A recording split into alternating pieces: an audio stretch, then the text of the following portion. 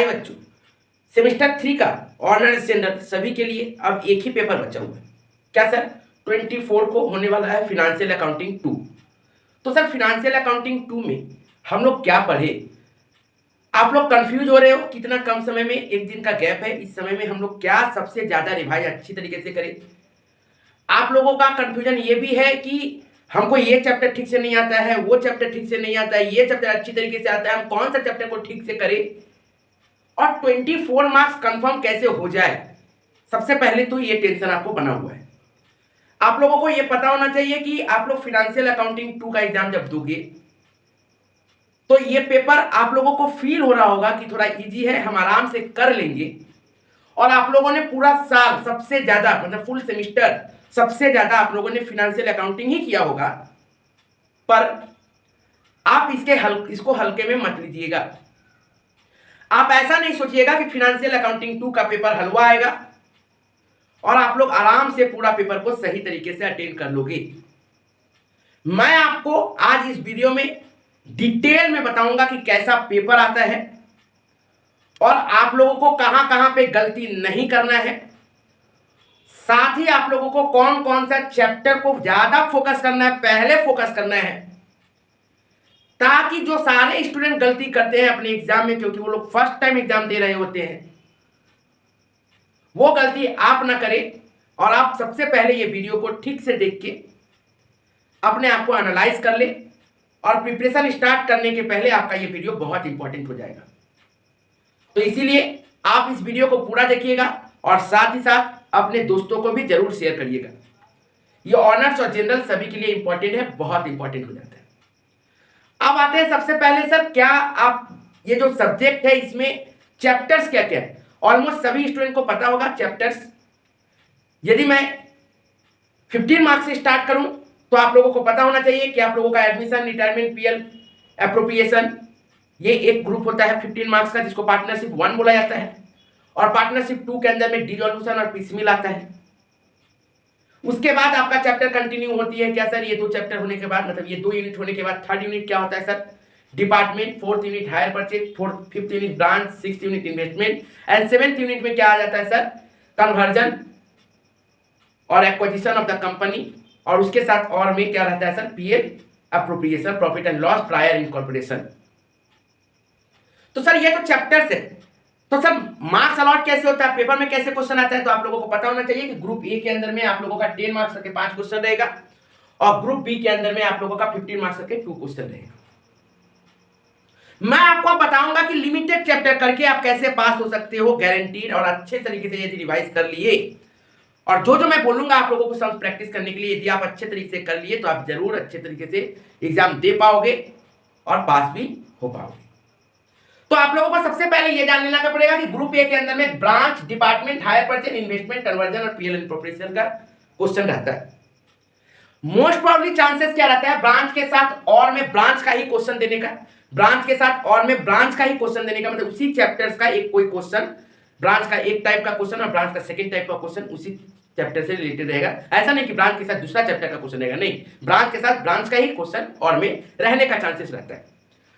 Department में chances कम रहता है कि और में क्वेश्चन रहे, पर यदि रहा भी तो डिपार्टमेंट में रह सकता है, लेकिन डिपार्टमेंट चैप्टर्स का ही रहेगा। हायर परचेज, इन्वेस्टमेंट में और देने का चांसेस कम रहता है, तो इसको ठीक से देखना पड़ेगा।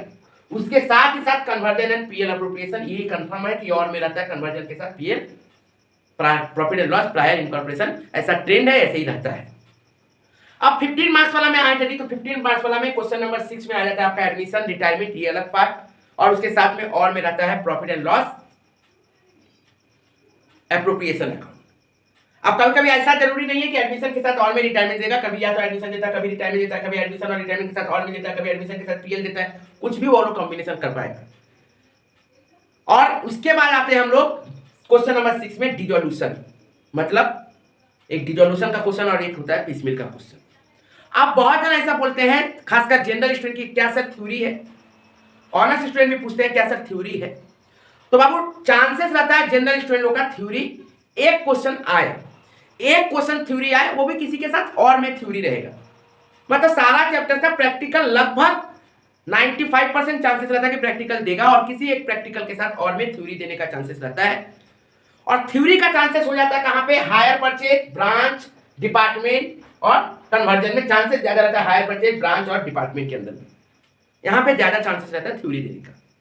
और में, ठीक है ना, और में मैं बोल रहा हूं तो देता है, एक क्वेश्चन दे सकता है थ्योरी, ये जरूरी नहीं है, कंपलसरी नहीं है, पर जनरल वाला लोग का दे सकता है। ऑनर्स वाला लोग का बहुत कम चांसेस रहता है कि थ्योरी दे किसी के साथ, और में दिया तो अच्छा बात है, कोई दिक्कत नहीं है।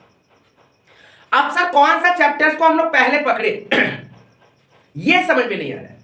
अब देखो मैक्सिमम स्टूडेंट वीक हो, स्ट्रांग हो, अच्छा हो, खराब हो, गुड स्टूडेंट हो, जैसा भी स्टूडेंट हो, वो मुझे पता है कि एडमिशन रिटायरमेंट पे ज्यादा फोकस कर रहे होंगे, तो मैं नहीं चाहता हूं कि उनको वो हटाया जाए, जबकि ये बिल्कुल सही सिलेक्शन है, ये बात नहीं है, पर सबसे ज्यादा शायद बच्चा लोग यही प्रैक्टिस किया होगा, तो मैं इस वीडियो में उनसे ये चीज को छीन नहीं रहा हूं।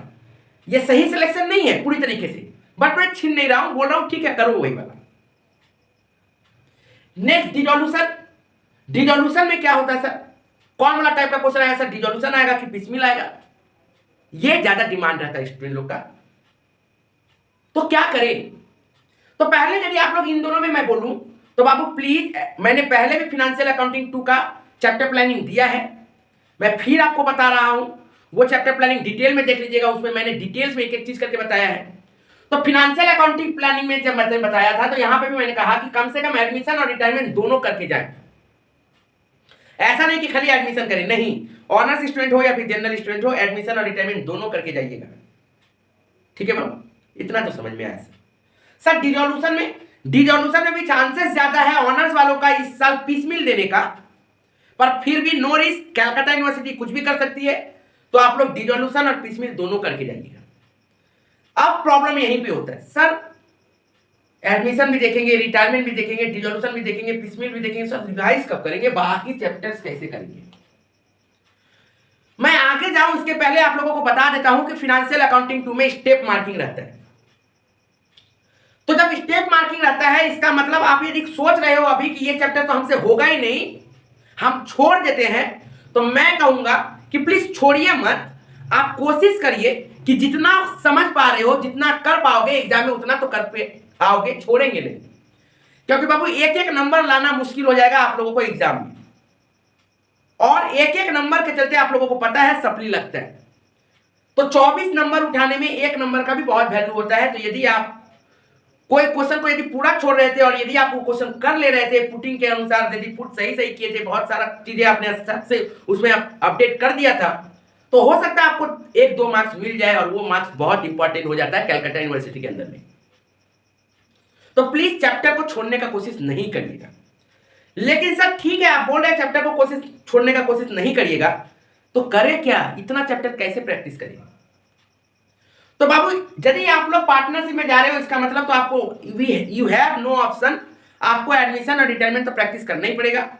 डिसोल्यूशन में आ रहे हो तो आपको डिसोल्यूशन और पीसमिल करना ही पड़ेगा, मतलब 15 और 15 30 मार्क्स आपका यहां से होगा।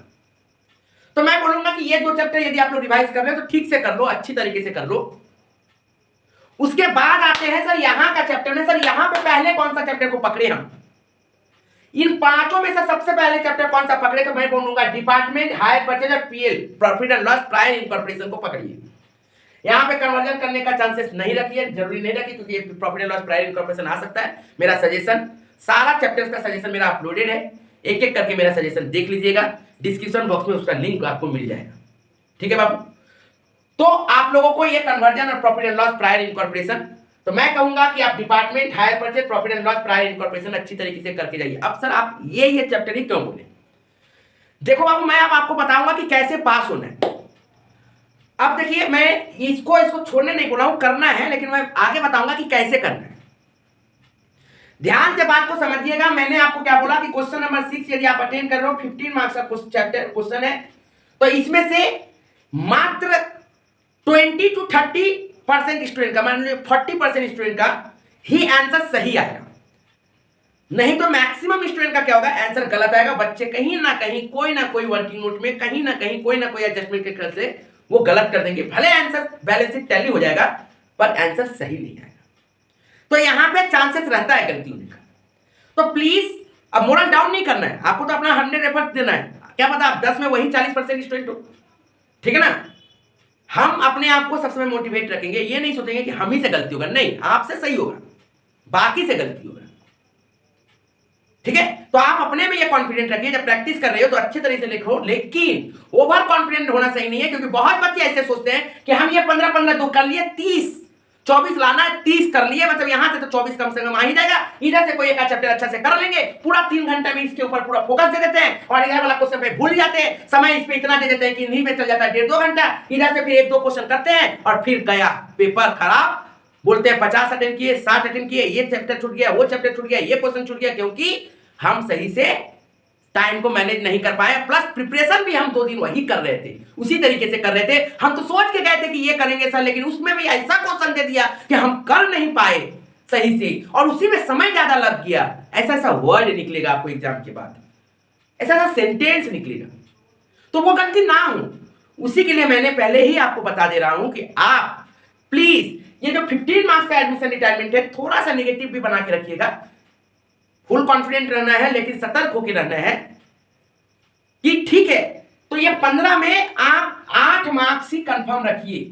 यदि आप अच्छे से प्रैक्टिस कर रहे हो तो 8 मार्क्स ही कंफर्म रखो कि 8 मार्क्स तक मिल सकता है। यदि आप सही से सब कुछ पुटिंग वुटिंग कर रहे हो, कहीं एक एडजस्टमेंट के चलते यदि गलती हो रहा है, तो 8 मार्क्स तक आपको कंफर्म रखना पड़ेगा। मैं बता रहा हूं क्यों आपको वैल्यू देना पड़ेगा एक एक क्वेश्चन के ऊपर। उसके बाद आते हैं क्वेश्चन नंबर 7 रिजोल्यूशन में। यहां पे क्या होता है, गलती होने का चांसेस कम रहता है, पर फिर भी पीस मिल दिया तो एडजस्टमेंट करने में कहीं गलती हो जाता है। रिजोल्यूशन में पार्टनर्स कैपिटल में गलती हो जाता है, रेशियो निकालने में, तो उसका बैलेंस बैंक अकाउंट या फिर डिफिशिएंसी अकाउंट में गलती हो जाता है। यहां पे भी वही 7 से 8 मार्क्स रखिए। अब एग्जाम के बाद का पेपर अलग बात होता है, लेकिन जो बच्चे अच्छी तरीके से कर रहे हैं, फुल रिवीजन कर रहे हैं, उनके लिए मैं बोल रहा हूं। और जो पार्ट सोच रहे हैं ये तो मेरा होगा नहीं होगा, ऐसे होगा वैसे होगा, तो फिर मैं बोलूंगा बाबू कि एक चैप्टर ठीक से करो, लेकिन अच्छा से करो। लेकिन इतना याद रखिएगा, एग्जाम में चांसेस कम ही रहेगा, मात्र 30-40% स्टूडेंट रहेगा जो पूरी तरीके से ठीक से उसको अटेंड करेगा। तो यहां पे थोड़ा रिस्क ज्यादा है, गलती होने का चांसेस ज्यादा रहता है, जबकि आपको डिपार्टमेंट हायर परचेज और profit and loss prior incorporation में गलती होने का, आप गलत सम बना रहे हो, रॉन्ग हो रहा है आपका, इसका परसेंटेज आपका कम रहेगा। गलती तो हो ही सकता है, स्टूडेंट है, एग्जाम में बैठे तो गलती हो सकता है, लेकिन ये 3 चैप्टर में आपका मार्जिन ऑफ एरर क्या होगा, थोड़ा कम रहेगा। लेकिन ये दोनों क्वेश्चन में गलती होने का चांसेस हाई है। मतलब इधर का 30 मार्क्स और इधर का 30 मार्क्स, ये 30 मार्क्स और ये 30 मार्क्स में यदि कंपैरिजन किया जाए तो आपको एग्जाम में ये दोनों बनाने में जितना समय लगेगा, एग्जाम में वही ये तीनों चैप्टर कंप्लीट करने में भी लगभग उतना ही समय लगेगा। यदि आप सही तरीके से इसको बना रहे हो तो एक बार में बैलेंस शीट टैली खा जा रहा है, तब आपको इन दोनों बनाने में जितना समय लगेगा उतना ही समय आपको ये मतलब डिपार्टमेंट हायर परचेज और पीएल प्रायर इनकॉर्पोरेशन करने में उतना ही समय लगेगा। लेकिन बात क्या है कि इन तीनों में मार्क्स आने का जो एक्सपेक्टेशन है वो इन दोनों की अपेक्षा बहुत ज्यादा है in comparison to in this two. Plus इन दोनों में क्वेश्चन में फंसने का भी चांसेस है कि बैलेंस शीट मैच नहीं खा रहा, जा कहां गलती कर दी, जा ये वर्किंग गलती हो गया, ये गलती हो गया, वो गलती हो गया। लेकिन यहां पे मार्जिन ऑफ एरर थोड़ा कम रहता है, इस जगह में थोड़ा सा गलती होने का चांसेस कम रहता है। कभी कभी ब्रांच भी कभी कभी इजी क्वेश्चन दे देता है, तो यहां पे भी गलती होने का चांसेस कम रहता है। लेकिन ब्रांच के साथ कभी कभी खेल सकता है क्वेश्चन में, इसलिए मैंने ये तीनों दिया है। ब्रांच को भी आप लोग चाहो तो इंक्लूड कर सकते हो। तो इसका मतलब इधर का 30 और इधर का 30 यदि देखा जाए तो ये क्वेश्चन नंबर 6, 7 यदि देखा जाए और क्वेश्चन नंबर 2, 3 और 5 यदि देखा जाए, जरूरी नहीं है कि ये इसी सीक्वेंस में रहे, लेकिन फिर भी मैं आपको कोडिंग से समझाना चाहता हूं कि क्वेश्चन नंबर 2, क्वेश्चन नंबर 3 और क्वेश्चन नंबर 5 ये वाला, मतलब ये दोनों को देखा जाए 10 into 3 30 मार्क्स, तो टाइम आपका सेम लगेगा, पर मार्क्स जो है ना बाबू, मार्जिन ऑफ एरर आपका क्या होने का चांसेस है कि यहां पे देखो ये 8, 18 आया 16, ठीक है, और यहां पे ऐसा एक क्वेश्चन रहेगा, 2 क्वेश्चन रहेगा, 3 में मान लो ऐसा एक क्वेश्चन आपका रहेगा, जो तीनों में से एक क्वेश्चन तो आप बहुत अच्छी तरीके से सही स्पेस सही करके आओगे। ऐसा चांसेस रहता है कि ये 3 चैप्टर में sir department hire purchase profit and price corporation में जितना भी क्वेश्चन घुमा दिया हो, पेपर टफ किया हो, लेकिन एक क्वेश्चन ऐसा रहेगा जिसमें आप बच जाओगे। आपको फील होगा कि नहीं ये बच गया मेरा, ये तो कैसे करके सही कर लिया, किसी तरह से सही हो गया। तो मान लो कि वो 10 मार्क्स में हम आउट ऑफ 10 10 नहीं देते हैं, 7 मार्क्स ही देते हैं, और बाकी सब में भी मान लो कमी कमी रखते हैं, 5 5 रखो, 6 6 रखो, जो भी रखो, तो आपको यहां पे मार्क्स दिखेगा डेफिनेटली 18, मतलब मोर देन आपको 16 दिखने का चांसेस रहेगा।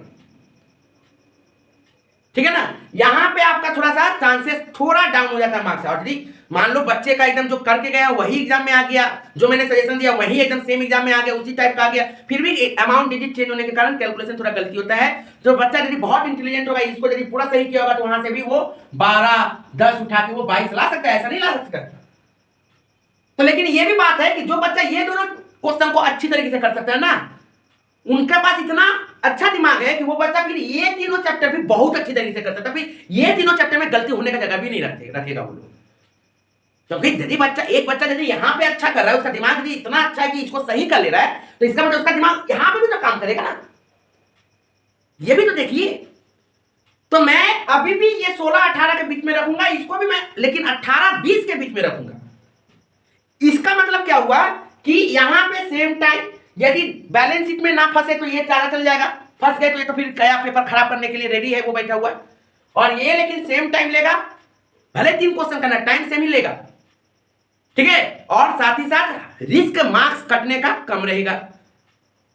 बाकी आपका ऊपर डिपेंड करता है। मैं अपना स्टूडेंट को बोलता हूं कि department hire purchase profit and loss prior incorporation, पहले बाबू सेफ्टी मोड में रहो, फिर एक्सेलरेटर दबाना है, ठीक है ना। पहले आप अपने आप को सिक्योर करो, उसके बाद फिर आप इधर आइए ना, कोई दिक्कत नहीं है। और यदि आपको लगता है कि नहीं एकदम क्वेश्चन बहुत इजी दिया तो करिए, लेकिन एक बार में आपसे जितना पुटिंग होता है कर दो। यदि नहीं मैच खा रहा है तो जयराम जी की बोलो आगे बढ़ जाओ, आगे बढ़ो और बाकी चैप्टर्स का क्वेश्चन को स्टार्ट कर दो। सैड होने का दरकार नहीं है। याद रखिएगा, पूरा एग्जाम पेपर में आप यदि एक क्वेश्चन का सही आंसर निकाल दे रहे हो और पूरा पेपर आप गंदा कर दिए हो, हाफ हाफ किए हो, पूरी तरीके से अच्छी तरीके से नहीं किए हो, फिर भी आपको एग्जाम हॉल में सैड होने का दरकार नहीं है, आप पास हो जाओगे, ठीक है ना। तो वो कॉन्फिडेंट बना के रखना, आपका 24 आ जाएगा, डोंट वरी। तो ये नहीं देखना कि मेरा किसी का टेंशन टैली नहीं कर रहा है, हम गए नहीं बाबू, एकदम नहीं, पैनिक ही नहीं होना आपको, लेकिन उसके लिए प्लानिंग आपको यहीं पे स्ट्रांग करना पड़ेगा। तो ये समझ में आया आपको। उसके बाद ये मार्क्स मैंने बता दिया, अभी भी आपका 24 नहीं हुआ है। मैं मार्क्स जब देता हूं, मैं जब स्टूडेंट को जब करवाता हूं, जब उसको बताता हूं, तो उसको पूरा मोरल डाउन करके रखता हूं, लेकिन प्रैक्टिस करते समय मैं पूरा मोटिवेट रहना है कि नहीं ऐसे करना है, कॉन्फिडेंट नहीं होना है। नहीं तो बच्चा क्यों बोलता है कि इतना अच्छा से मेरा एग्जाम गया था, मेरा इतना मार्क्स क्यों आया, तो यही कारण होता है क्योंकि आपने सही चीज को नहीं समझा है, आपने कैलकाटा यूनिवर्सिटी को नहीं समझा है, उसका पेपर को नहीं समझा है, और आप हवा में हो, और आपको बहुत सारे टीचर भी हवा में रखते हैं। तो हवा में नहीं रहने वाला, जो प्रैक्टिकल है उसी को करना है। टीचर का काम है जो सही चीज है उसको बताया जाए, जिनसे बच्चों से जो गलती होने जा रही है 24 तारीख को, उससे उसको रोक दिया जाए। भले उसके लिए थोड़ा कड़ा डोज देना पड़े दवाई का, पर पहले आगाह कर देना सही होता है, ठीक है बाबू। तो मैं आपको यह बता दिया, अभी भी आपको मैं पास नहीं किया हूं। आप लोग सोच रहे हो 30 में तो पास हो जाएंगे, ये 3 में पढ़ेंगे तो पास हो जाएंगे, लेकिन फिर भी मैंने अभी तक आपको पास नहीं किया है। मतलब या तो ये वाला कॉम्बिनेशन में जाओ या फिर ये वाला कॉम्बिनेशन में जाओ, तो अभी तक तो पास हुए नहीं। और ये तीनों करने में और ये दोनों करने में आपको एग्जाम में या तो ये आप 1.5 घंटा लेगा और या फिर ये 1.5 घंटा लेगा। मान लो मैक्सिमम हम दिए आपको, तो 1.5 घंटा के अंदर में आप 16 नंबर लाए हो, यहां पे भी 1.5 घंटा के अंदर में आप 18 से 20 लाए हो। अब तो आपको क्या करना है सर, हम मान लीजिए यही 5 चैप्टर करके गए थे, तो अब हम क्या करते हैं, अगला 1.5 घंटा सिर्फ यही देते हैं। बहुत स्लो भी रहता ना। हाँ, कितना स्टूडेंट रहेंगे, मात्र 50% ऐसे स्टूडेंट रहेंगे, 60% ऐसे स्टूडेंट रहेंगे जो पूरा पेपर अटेंड कर पाएंगे, नहीं तो 30 to 40% स्टूडेंट ऐसे रहेंगे, 20 to 30% स्टूडेंट ऐसे रहेंगे जो पेपर में बोलेंगे 10 मार्क्स छूट गया मेरा, पुटी का भी लाइन हिट आने से टाइम हो गया, ऐसा करके बोलेंगे। तो मिनिमम 10 मार्क्स तो वो बोलेंगे ही, मैक्सिमम तो 20 भी चल जाता है, कभी कभी 25 भी चल जाता है, ठीक है बाबू। तो मैं 1.5 और 1.5 इतना ही मानता हूं अभी कि 1.5 घंटा पहले ये किया बच्चा, फिर ये किया, और नहीं तो कोई बच्चा ये 1.5 घंटा किया फिर ये 1.5 घंटा किया, तो 1.5 3 घंटा, 1.5 3 आवर्स। और यदि अब नेगेटिव जाए, अब यदि सही करे तो 16 + 18 कितना हो गया सर, 34। मतलब मिनिमम मार्क्स 24 को आप कब तक क्रॉस कर चुके हो, और आप आराम से 34 आ रहा है आपका, मतलब आप आराम से पास हो रहे हो।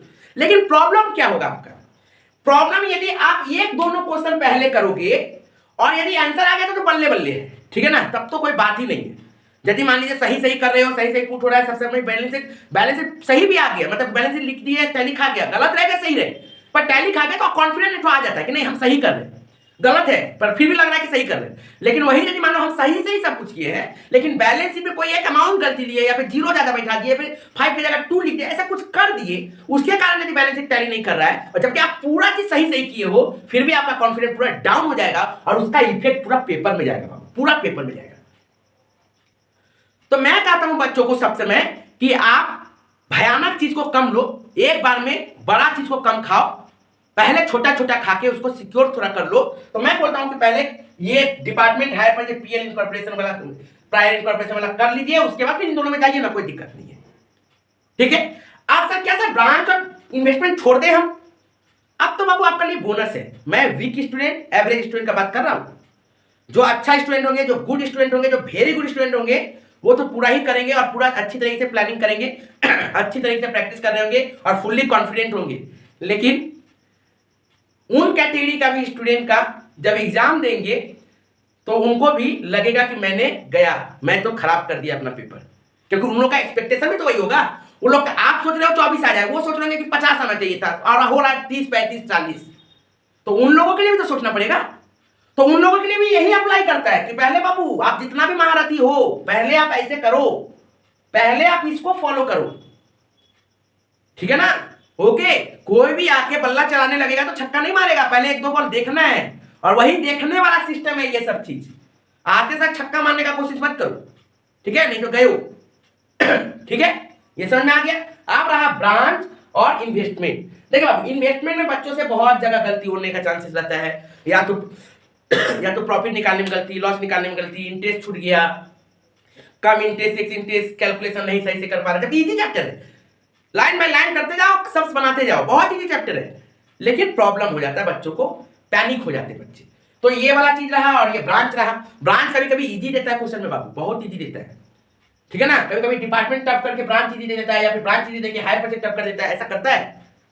और कभी कभी PL prior incorporation easy easy question मत करके जाइएगा, 2018 टाइप का क्वेश्चन जरूर करके जाइएगा, मैंने सजेशन में भी दिया है, ठीक है ना। ऐसा नहीं कि हल्का हल्का करके चले गए खाली, नहीं, और खाली ईयर का क्वेश्चन नहीं करना है, कुछ अलग से भी करना है, मैंने जो जो सजेशन में दिया है ध्यान से देखिएगा और ध्यान से एक एक करके प्रैक्टिस करिएगा। तो आप ब्रांच और इन्वेस्टमेंट को अटेंड करिएगा। मान लीजिए इन्वेस्टमेंट 3-4 लाइन तो लिखिएगा, अरे बाबा पहले ओपनिंग बैलेंस, उसके बाद परचेज, पहले ही तो तुरंत सेल नहीं आएगा, पहले परचेज आएगा, एक दो तो इंटरेस्ट डेट आएगा, इतना तो कर पाओगे तुम। सेल्स ना गड़बड़ाएगा, लिफो फिफो आ गया, कहा हो गया, कहा भूले भगवान जाने, तो उतना तो सही होगा, उसमें तो मार्क्स मिलेगा आपको। उसमें तो मान लीजिए 10 में आपको 2-3 मिल गया, तो आप यदि मान लीजिए इन्वेस्टमेंट किए, समय को मेंटेन करने के बाद यदि इसके साथ समय मिला तो आप 2-3 नंबर ही उठाए, चलिए 3 ही नंबर दे रहे हैं आपको, इन्वेस्टमेंट से 3 नंबर, किसे, इन्वेस्टमेंट से 3 नंबर, और ब्रांच से वही 3-4 नंबर ही रखो ना। अब देखो, अब मान लो कि पेपर में जैसे डिपार्टमेंट की जगह ब्रांच दे दिया, डिपार्टमेंट दे दिया, तो ये चेंज हो गया, ये 5-6 हट के यहाँ आ गया और ये इसमें आ गया 3-4, आराम से एडजस्ट करना है खाली बस। तो आपको फिर यहाँ पे क्वेश्चन नंबर 1 में मान लो कितना हो गया सर, 3-4 रखते हैं, तो 3 ही रखते चलो, काम ही कभी हम जोड़ते बाबू, ज्यादा जोड़ने का, मेरे ज्यादा खाने के लिए हम नहीं जाते। देखिए वो बड़ा बड़ा प्लेयर, बड़ा बड़ा कैप्टन क्या बोलता है, डायरेक्ट बोलता है कि हम वर्ल्ड कप जीतने आए, नहीं, क्या बोलता है, हम अगला मैच का तैयारी कर रहे हैं, हम अभी पूरा फोकस इस मैच पे कर रहे हैं, समझ रहे हो। तो आप डायरेक्ट एग्जाम के पहले और प्रिपरेशन दिन ही मत सोच लो कि हम 50 अटेंड करने वाले हैं, हमको 50 चाहिए, हमको 60 चाहिए, हमको 70 चाहिए, हमको इतने ही में से हो जाना चाहिए, हम इतने ही में से करेंगे तो इतना हो जाएगा, एकदम मत सोचो, एकदम मत सोचिए, ठीक है ना। आप सिर्फ अभी का देखिए, अपने का देखिए, अपने आप को पूरा एनालाइज करिए, मैंने जैसे बताया पूरी तरीके से अच्छी तरीके से एनालाइज करिए, और जो जो बताया अपने ऊपर रखिए, डालिए अपने ऊपर, देखिएगा एग्जाम में जो बाकी स्टूडेंट का गलती हुआ होगा ना, वो आपका नहीं होगा, क्योंकि आपने वीडियो देख लिया है। तो प्लीज वीडियो को शेयर करिएगा, क्योंकि उन लोगों का ये गलती ना रहे। देखिएगा एग्जाम से निकलने के बाद ये चीज होता है कि नहीं, आप देखिएगा, मैंने आपको इस वीडियो में जितना बात बोला है ऐसा हो रहा है कि नहीं, आप एग्जाम के बाद देखिएगा, ठीक है बाबू। मैं डरा नहीं रहा हूं, मैं आप लोगों को आगाह करके, मैंने कॉर्पोरेट अकाउंटिंग में भी ऐसे ही बताया था, सेमेस्टर 5 जो सीनियर थे। किसी किसी को लगता है कि डराता है सर, लेकिन डराता नहीं है सर, बताता है कि क्या करना है आपको, ठीक है ना। डिफरेंट फ्रॉम अदर्स, सब टीचर जो बोलेंगे मैं थोड़ा अलग बोलता हूं, ठीक है, ओके। तो ये आपको समझना पड़ेगा। फिर भी जितना गंदा, देखो कितना गंदा गंदा मैंने मार्क्स दिया आपको, कितना गंदा गंदा मार्क्स दिया। और मान लो इसी में कोई एक दो क्वेश्चन यदि बहुत अच्छा आपने एकदम सही तरीके से कर लिया, तब तो फिर मार्क्स 40 की जगह बढ़ेगा, डेफिनेटली बढ़ेगा। तो मैंने तो मिनिमम 40 दिया आपको, मतलब आउट ऑफ 80 50% मार्क्स है, नॉट बेटर देन, नॉट खराब, ठीक है ना, ये बैड नहीं मार्क्स है, खराब मार्क्स नहीं है, ठीक है। 80 में 40 मिनिमम यदि आ रहा है, मिनिमम मैंने कहा, एक भी मैं कहीं पर भी मैक्सिमम वर्ड नहीं जोड़ा है, मिनिमम कहा मैंने, तो 40 आ रहा है यदि एवरेज स्टूडेंट का, वीक स्टूडेंट का, और प्लानिंग देखने के बाद, और उधर से इंटरनल का यदि 10-15 मार्क्स मिल जाए तो 50% 60% अकाउंट में, बाकी तो हम लोग का फिर आईटी मैथ आईपीएस से मार्क्स उठाना ही है, ठीक है ना। पहले तो इसमें भी बहुत जन को डर लगेगा पैसे पास हो, तो वो झमेला खत्म। और जहां पे भी यदि एक पेपर, पूरा पेपर में मैंने एक भी क्वेश्चन ऐसा नहीं बोला कि जो आपका पूरा सही बना, सिर्फ मैंने इसमें कहा है कि 2-3-5 में कोई एक क्वेश्चन आपका सही बन गया होगा, फिर भी मैंने 10 में 7 ही दिया मैक्सिमम।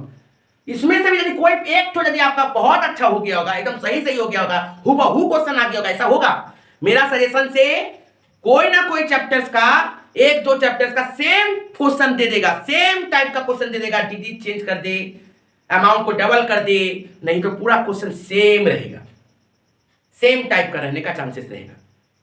तो ऐसा तो रहेगा ही। तो जो सजेशन अच्छा से फॉलो करके रखेंगे उनको तो 1-2 क्वेश्चन ऐसे ही मिल जाएगा, मतलब उसमें तो ऐसे ही प्लस है उसका। तो ये सब प्रॉब्लम है, ये सब चीजें हैं, आपको समझनी पड़ेगी। तो पास होने से लेके आपको डरना नहीं है। थोड़ा वीडियो बड़ा हो गया, सॉरी, लेकिन ये जरूरी है, आपको प्रिपरेशन करने से पहले आपको ये जानना जरूरी है। स्टेप मार्किंग भी होगा, मार्क्स एनालाइज भी होगा, मिनिमम चैप्टर करके मैक्सिमम मार्क्स भी होगा, अपना गलती को भी समझेंगे, सब कुछ हम जान रहे हैं, सब कुछ हम जानते हैं, और आराम से हमको पता है कि कौन सा पतला गली है, चुपचाप वहां से निकल जाएंगे, मार्क्स भी आएगा, पैनिक भी नहीं होंगे, टेंशन भी नहीं रहेंगे। बाकी स्टूडेंट सोचेंगे एग्जाम में, हम आराम से करेंगे, बाकी स्टूडेंट माथा खुदलाएंगे क्योंकि उनका टैली नहीं कर रहा है, हम माथा नहीं खुदलाएंगे, मेरा टैली नहीं कर रहा है फिर भी नहीं खुदलाएंगे, कोई बात नहीं, मेरा मार्क्स आएगा, हमको पता है, ठीक है ना, ऐसा फील करना है आपको, ठीक है, कॉन्फिडेंट रहना है, तो आपका मार्क्स भी आएगा, ठीक है ना, ओके। तो कॉन्फिडेंट रहिएगा तो बाकी क्वेश्चन को गलती नहीं करिएगा। और यदि इसी क्वेश्चन में, एक ही क्वेश्चन में यदि फंसे रहिएगा, नहीं आ रहा है, क्यों नहीं आ रहा है, क्यों नहीं आ रहा है, क्यों नहीं आ रहा है, सोचते रहिएगा, तो बाकी सब में गलती करिएगा, जो आता हुआ क्वेश्चन रहेगा उसको भी गलती करिएगा, तो फिर तो जाएगा, मार्क्स तो जाएगा ही। बाकी आप लोग प्लीज सजेशन फॉलो कर लीजिएगा, सजेशन का लिंक डिस्क्रिप्शन बॉक्स में दिया हुआ है, एक एक करके स्क्रीनशॉट ले लीजिएगा क्वेश्चन का सारा, और प्रैक्टिस करिएगा ठीक से, और अपने दोस्तों तक ये वीडियो जरूर शेयर करिए। मैं और भी आप लोगों से रिलेटेड टॉप 5 क्वेश्चन भी लेके आऊंगा, बने रहिएगा चैनल पे, और सब्सक्राइब यदि नहीं किए तो सब्सक्राइब करके रखिएगा, और अपने दोस्तों तक जरूर शेयर कर दीजिए। Thank you.